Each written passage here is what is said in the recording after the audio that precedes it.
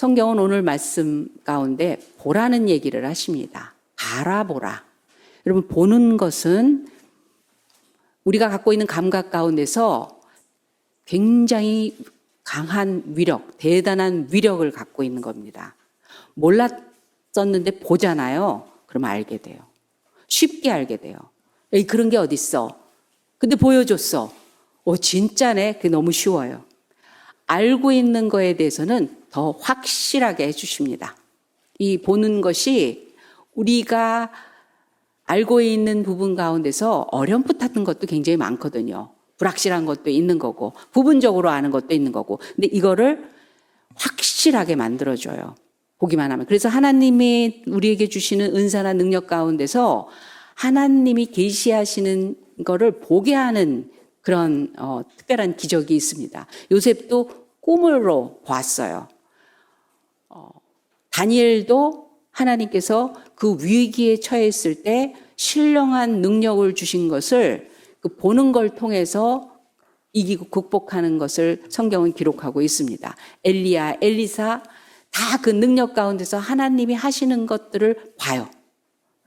환상과 계시야, 에스겔 같은 것 선지자도 마른 뼈가 군대가 되어서 그 곤경에 처했던 이스라엘을 이기게 하는 하나님의 능력을 눈으로 본다고요. 보는 거는 위력 있는 거예요. 강력한 거예요. 그러면서 성경은 오늘 보라 그러는 거예요. 바라보라. 우리 법정에서 증인으로 쓸 때도 목격자만큼 위력 있는 증인이 없어요. 봤대는데. 그 사실을 정확하게 시간과 상황과 모든 것들을 정확하게 말을 하는데 앞뒤가 딱 꿰도록 얘기하는데 그 위력이 대단하죠. 그래서 무죄로 풀려날 수도 있는 거고 유죄로 판결이 될 수도 있는 겁니다. 영상이라는 것은 그런 의미에서 굉장히 위력이 있는 만큼 위험한 것이기도 해요. 증인들은 사람은 착각할 수는 있어요. 오해할 수 있어요. 근데 CCTV는 보잖아요. 그리고 그대로 방출되잖아요. 그렇기 때문에 우리나라의 범죄율이 그나마 줄은 게 CCTV 때문이라는 거예요. 사회에 일어나고 있는 일까지도 바꿀 수 있고 그 인생에 대해서도 방향이 설정되거나 방향이 바꿀 수 있는 게 됩니다. 뭔가를 봤으면, 제대로 된 걸 봤으면, 잘못된 거를 봤다면. 오늘 뭘 보라고 하셨냐면 예수님을 보라고 그랬어요. 예수님을 바라보라. 근데 그분은 어떤 분이냐면 십자가에 달리신 예수님을 바라보라 이렇게 말씀하십니다. 왜냐하면 바라보는 것은 관심에서부터 출발합니다. 관심입니다. 내가 원하고 바라고 좋아하고 즐길 수 있는 것, 그거에 대해서 우리는 모든 걸 다 알 수는 없어요. 그런데 관심 있는 거에 대해서는 제대로 보게 되고 알게 되고 소유하게 되고 임하게 됩니다. 사람들은 자기의 관심사에 걸맞는 현실을 만들게 되어 있거든요. 그리고 그 안에서 살아가게 됩니다. 다양한 모든 면을 다 겪으면서 살지는 못해요. 사람들은 자기만의 제한된 현실을 살아갈 뿐입니다. 근데 사람들에게 있어서 그들의 관심사가 어디 있느냐에 따라서 그 관심사에 걸맞는 미래가 열리는 겁니다. 성경은 그 예수님을 바라보는 걸 관심으로 말하고 있어요. 예수님을 향한 관심의 그 종이 되라는 거예요. 관심의 그 마음을 가지라는 거예요. 하나님에 대해서 아는 것, 경험하는 것, 그리고 믿는 것, 이런 거에 대해서 집중적으로 관심을 가지라는 것입니다. 두 번째로 바라보는 건 어떤 의미냐면 배운다라는 뜻이 있어요. 여러분, 배워지지 않는 학생들한테 가르치는 게 제일 어려워요. 아무리 시간을 많이 벌어도 투자를 해도 배워지는 게 없어. 남는 게 없어. 우리의 인생은 살아본 사람이 아무도 없어요. 다 처음이에요. 다 초보자예요. 초보 학생, 초보 엄마, 초보 아빠. 그 나이를 살아본 적이 없는데 우린 살아가는 거예요.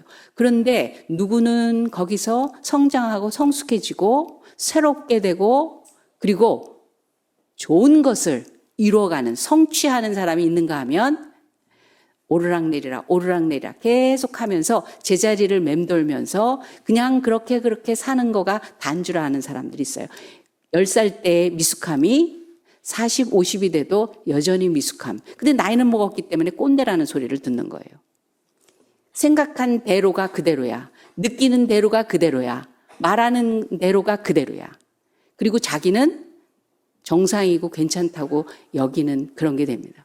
결혼 생활 해보지 않고 10년, 20년, 30년을 삽니다. 세상 말로 지지고 볶을 때도 있고요. 좋을 때도 있고요.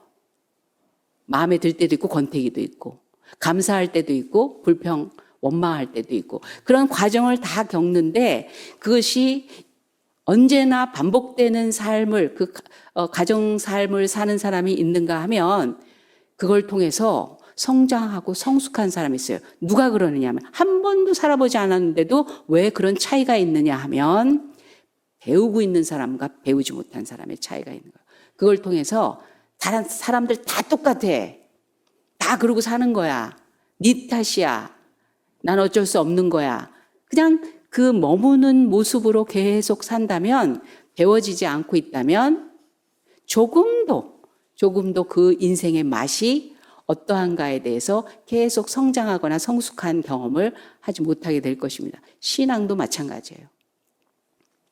성장이라 함은 외부적인 걸 말합니다. 신체적인 걸 말합니다. 애들이 성장한다라는 거는 키가 자라고 지식이 자라고 이거는 세월이 가면 돼요. 나이가 먹으면 키가 자라요. 또 학년이 지나면 지식이 자랍니다. 그냥 시간이 지나면 고만한 것 같아도 조금씩 그냥 나아져요. 이건 성장입니다. 근데 성숙은 내면에 관한 거예요. 세월과 상관이 없어요. 내면에 관한 거면 무지 노력해야 돼요. 무지 깊이 들여다봐야 돼요.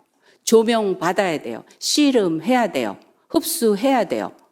배워야 돼요.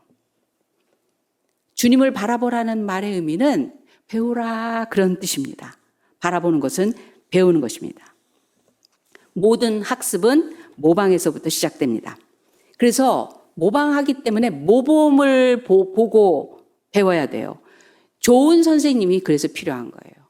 좋은 리더십이 그래서 필요한 거예요. 좋은 선배가 필요한 거고 내 살아가는 삶의 앞에 서 있는 사람이 누군가가 굉장히 중요합니다. 보고 배워지지 않다면 절대로 발전이 없어요. 여러분 혼자 하는 학습은 이미 자신이 갖고 있는 수준을 계속 꺼내 쓰는 거예요. 그래서 내 안에 있는 걸 다 쓰고 나면 더 이상 자원이 없기 때문에 발전이 없는 거거든요. 그래서 보고 앞에서 일어나고 있는 일, 먼저 살아본, 먼저 가본, 먼저 이룬, 그리고 그 연약함과 실수와 실패를 통해서 그 다음을 알려준 그 먼저 있었던 사람이 있어야 됩니다. 그래야 그걸 보고 내가 배울 때 능력이 확대될 수 있는 거예요. 혼자 배우는 운동. 여러분 혼자 집에서 운동기구 갖고 했는데 됩니까? 빨래거리가 되더라고요. 운동기구가. 큰 빨래거리. 혼자 배우는 악기. 누구는 특별하게 할 수 있어요. 근데 책도 있고 뭐도 있지만 요즘 유튜브를 통해서 그 기술을 가르쳐 주니까 그렇지 계속 나의 연습만 가지고는 아무도 가르쳐 주는 자 없이 나의 연습만 가지고는 어느 순간에 놓게 된다고요. 혼자 하는 학문들도 마찬가지입니다. 선생님 통해서 학습을 하고 그리고 따라가고 흉내내다 보면 선생님만큼 되는 거예요. 훌륭한 선생님이라는 어떤 선생님이냐면 자기가 갖고 있는 걸 전달할 뿐만이 아니라 자기만큼 때로는 자기보다 더 나은 자로 만들어낼 수 있는 그런 학습 재능이 있는 그 길러내는 재능이 있는 아는 것만큼 가르치는 능력이 있는 그런 선생님이 진짜 훌륭하고 좋은 선생님이에요. 우리 지휘자 선생님 성악을 잘하고 실력 있는 사람이지만 여러분을 이렇게 만들으실 줄 몰랐죠. 여러분 너무 훌륭한 거 아세요? 근데 여러분 실력은 혼자 배운 건 아니죠. 그 소리 듣고 따라하다 보니까 거기까지 올라가더라고요. 요즘 애들 바락바락 소리 지르면서 여기서 연습하는데 보면, 아니 제가 말 시키면 대답도 안 하던 애가 저렇게 소리를 크게 내는 애였어? 그리고 그걸 즐겨해요. 훌륭한 신앙인은 자기가 갖고 있는 신앙의 그 모습, 그 능력을 뛰어넘어서 신앙의 힘을 전달하고 그 신앙의 자리로 올 수 있게 하는 사람입니다. 바라보면 배우는 거예요. 그리고 바라보는 거는 그 다음에 믿는 거예요. 인정하는 거기 때문에 믿는 거예요. 그래서 예수님을 바라보라고 한 거예요. 그것도 십자가에 달리신 예수님을 바라보라 이렇게 말씀하셨습니다. 우리가 한 군데 성경을 영상은 없지만 찾아보겠습니다. 민수기 21장. 바라보라는 말의 의미가 여기서 역력하게 나옵니다. 민수기 21장. 여러분 광야에서 무슨 일이 있었느냐면요.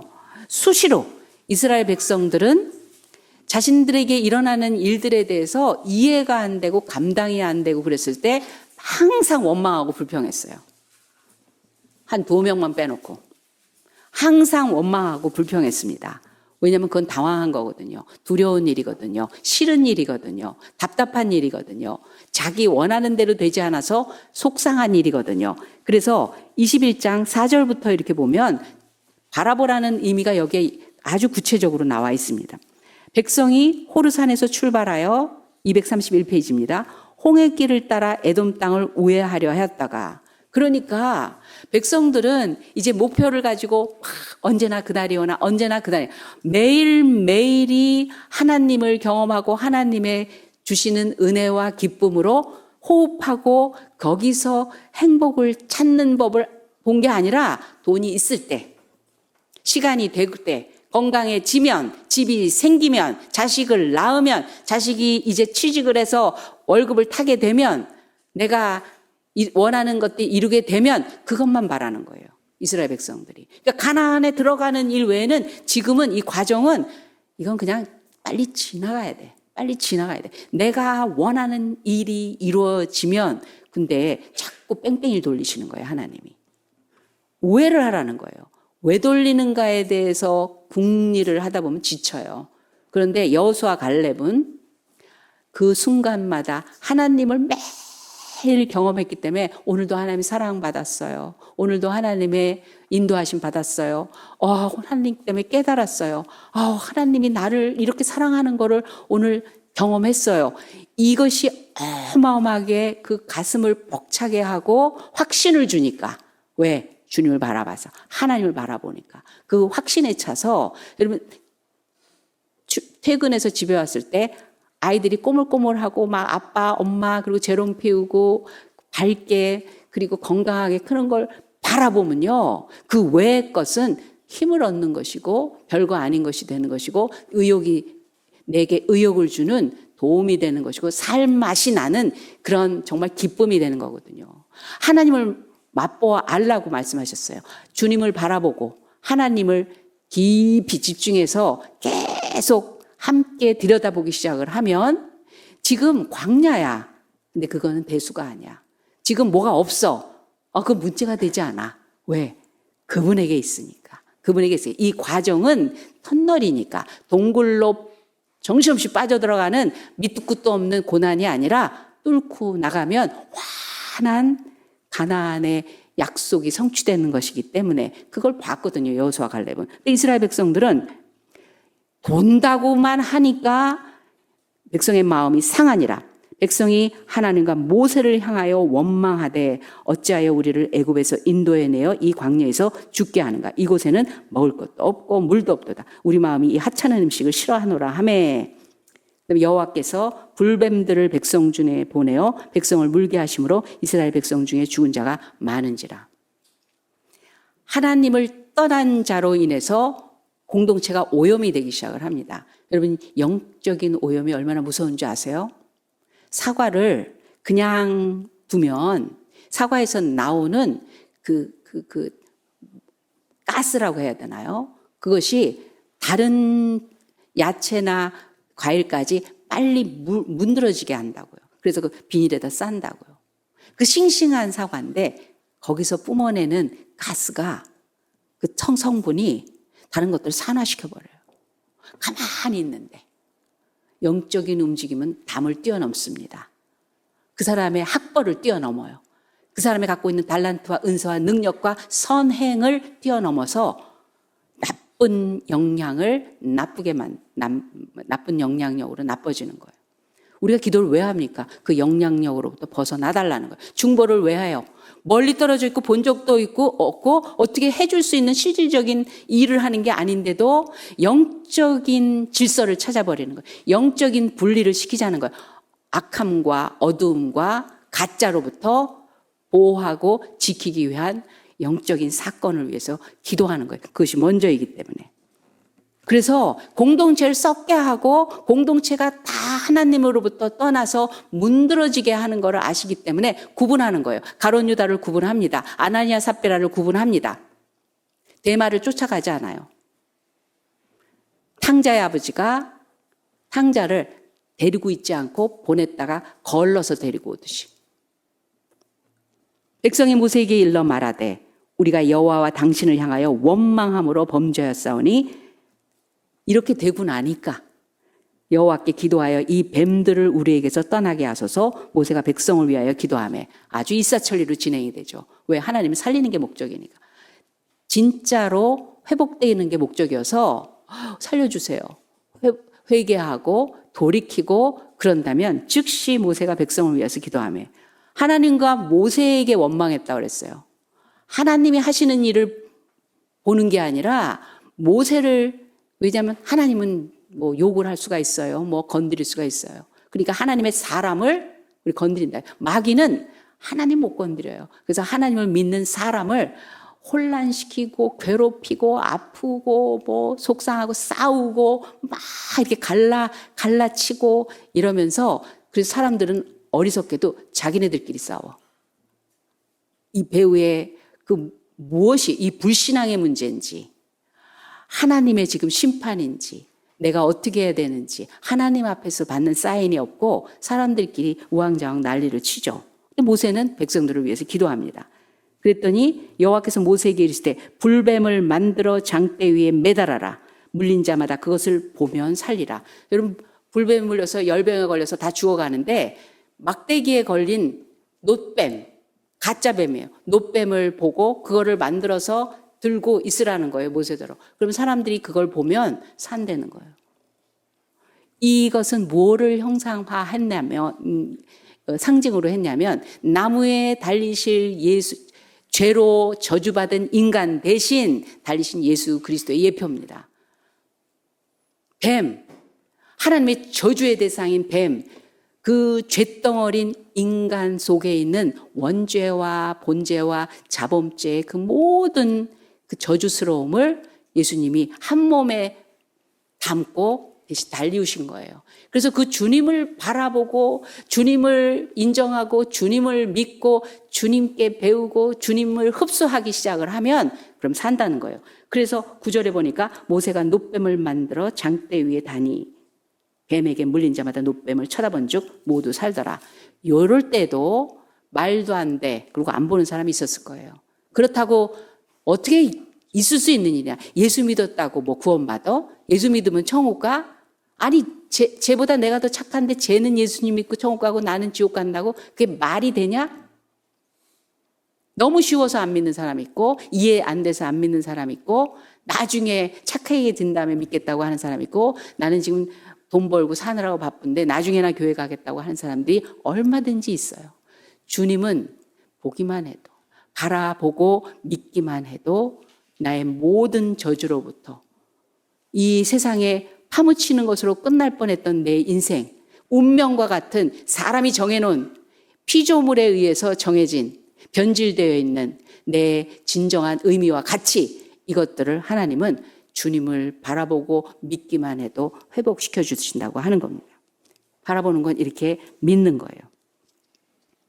예수님은 십자가 위에서 고통을 당하셨습니다. 그 고통은 우리의 고난을 위함입니다. 그분이 수치를 당하신 건 우리를 그 수치와 모욕과 멸시로부터 건지시기 위함입니다. 우리의 옛사람의 행위를 완전히 벗어나게 하는 그런 능력이 있습니다. 주님의 죽으심이 우리의 죄악을 위함입니다. 그래서 위에 계신 주님을 바라보라 이렇게 말씀하십니다. 그러면서 이거를 우리의 십자가에서 주님을 바라보면 우리는 어떤 것을 알기 시작을 하냐면 내 인생은 경주하는 인생이었구나.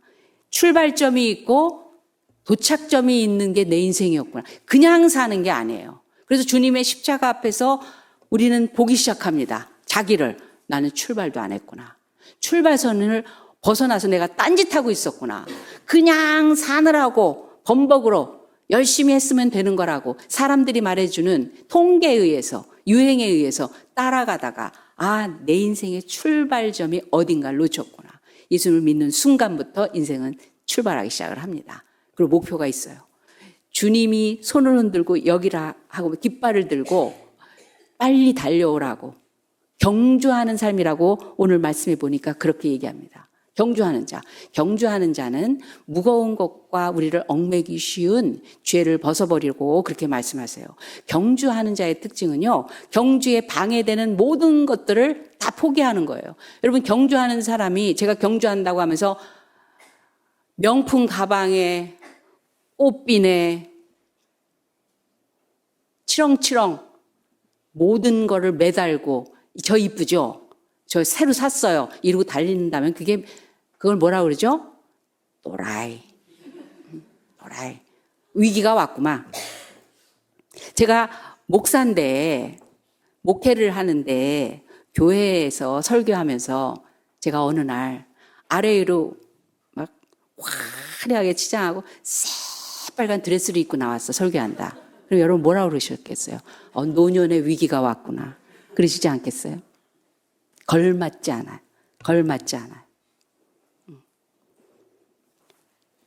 근데 뭘 벗으라고 했냐, 뭘 포기하라고 했냐면 무거운 것과 얽매기 쉬운 것 이런 거를 내려놓으라고 이렇게 말을 합니다.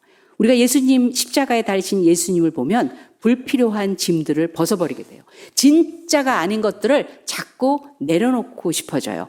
나의 부정직을 통해서 적당히 뭔가를 그래도 대충 잘 해보겠다고 했던 그런 방법.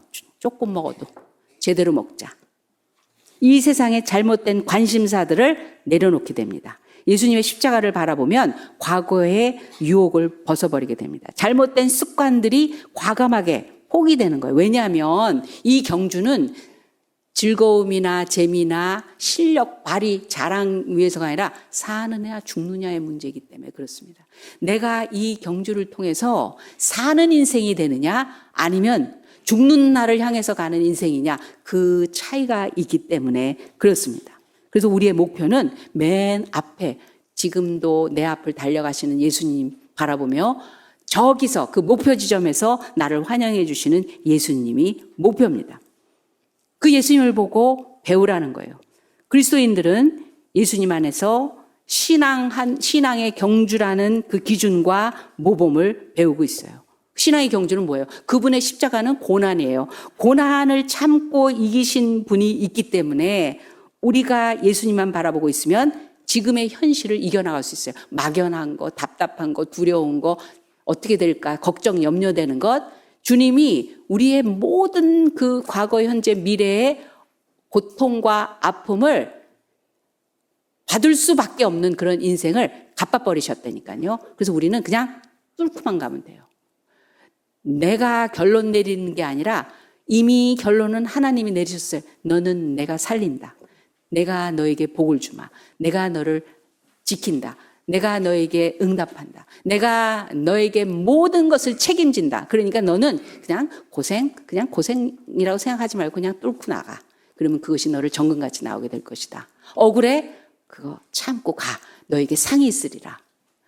저것이 나를 이럴 수가 있어요? 그리고 십자가에서 내려오지 말고 끝까지 그 자리를 지켜. 그러면 부활의 영광을 보게 되리라. 될지 안 될지 몰라요가 아니에요. 이미 주님은 그 결론을 다 내려주시고 우리에게 있는 현실은 그냥 살면 돼. 살아가라. 유학 걱정하지 마. 내가 다 지켜줄게. 왜 아멘 안 하셔? 남의 일인가? 예수님께서는 고독을 겪으셨습니다. 그래서 우리를 고독하게 내버려 두시지 않습니다.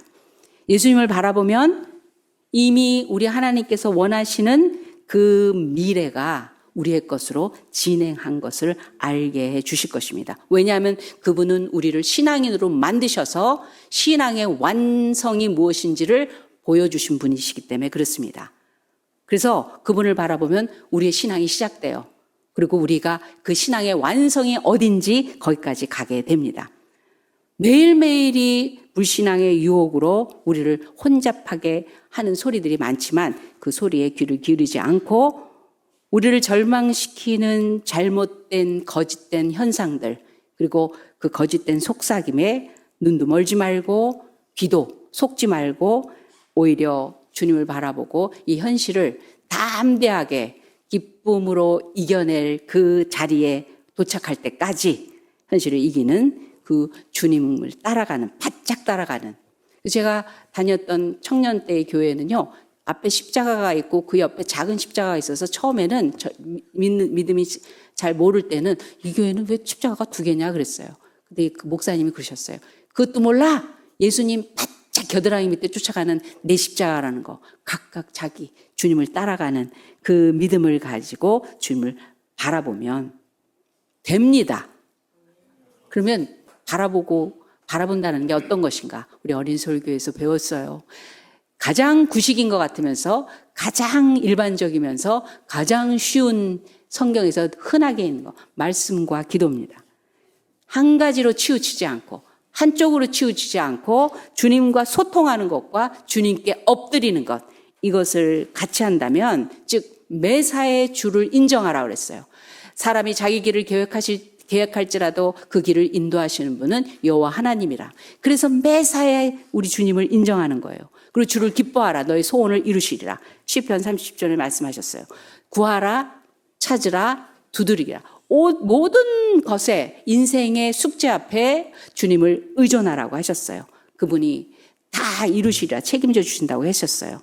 주님께 묻고 주님으로부터 얻은 것을 또한 주님께 드리는 걸 받았으니까 그것이 주님에게 속한 것으로 드리는 거예요. 시간을, 내가 가지고 있는 삶의 꿈과 목표와 비전을, 하나님이 주신 그 열정과 사명을 주님의 손에 올려드리는 거예요. 그러면 완성품으로 우리의 인생을 빚어내 주실 것입니다. 그래서 우리가 하나님 앞에 갈 때 다 이루었다. 주님처럼, 주님을 따라갔기 때문에 주님처럼 다 이루었다. 그런 고백을 하며 기쁘게 천성문에 입성하게 될 것입니다. 기도하겠습니다. 하나님 아버지, 우리에게 주님이 확실하게 보이는 신앙으로 살려고 주님께 또 믿고 의지하고 배우고 익히고 듣고 그리고 마음으로 새깁니다. 내 것 아닌 주님의 것으로 채워지는 그런 믿음 생활 하기를 원합니다. 우리를 위해서 가장 큰 사랑을 보여주신 그 십자가의 주님의 그 얼굴과 그 손과 발, 그 심장과 마음, 그 영혼의 깊이를 들여다 보길 원합니다. 더 깊이 보길 원합니다. 매일 보기 원하고 매 순간마다 보길 원합니다. 거기서 사랑에 불타는 마음을 확인하길 원합니다. 내가 어떤 존재인가를 다시 다짐하고 살아야 할 길을 확실하게 걸어갈 수 있는 능력자가 되길 원합니다. 목표 지점이 흐려지지 않기를 원합니다. 출발했으니 이제 열심히 주님 따라 실력 있는 주님의 달려감을 따라 끝까지 완주하게 하여 주시옵소서. 그 천성문에서 환영해 주시는 주님 앞에 잘 살았다, 축복한다, 상급을 준비하셨다, 면류관을 준비하신 그 주님 영접하는 그런 저희들 되게 하여 주시옵소서. 새로운 교회 그렇게 특별한 하나님의 섭리를 항상 하나님 앞에 경험하는 그런 교회 되게 하여 주시옵소서. 감사하며 예수님의 이름으로 기도합니다. 아멘. 지금은 우리 구주 예수 그리스도의 은혜와 살아계신 하나님 아버지의 극진하신 사랑 많으심과 성령 하나님의 감화감동 역사하심이 살면서 가장 깊이 바라봐야 될 우리 십자가에 달리신 주님, 그분 때문에 살고, 그분 때문에 기뻐하고, 그분 때문에 행복하고, 그분 때문에 인생이 값져지는 것을 믿고 그 주님과 함께 동행하기로 작정한 우리 새롭게 성도들과 가정과 오늘 예배하는 모든 인생들 머리 위에 하고자 하는 그 계획 속에 지금부터 영원까지 함께 하실지어다. 아멘.